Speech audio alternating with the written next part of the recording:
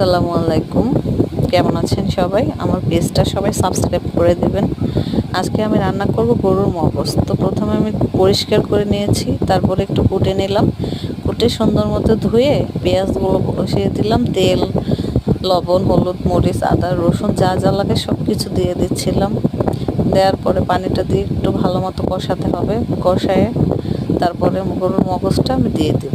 দিয়ে আবার একটু ভাজা ভাজা করে কষাবো। কষানোর পরে সুন্দর একটা ঘ্রাণ বের হবে, যে খুবই সুন্দর লাগে স্মেলটা। তারপরে কষানো হলে আমি আরেকটু পানি অ্যাড করব। পানিটা অ্যাড করার পরে আবার 10 মিনিট নাড়াচাড়া করব, না হলে একটু নিচে লেগে যেতে যাবে।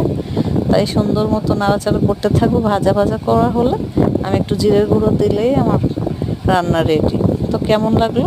কার কার গরুর মগজটা পছন্দ জানাবেন, আর আমার চ্যানেলটা সবাই সাবস্ক্রাইব করে দেবেন, লাইক করবেন সবাই।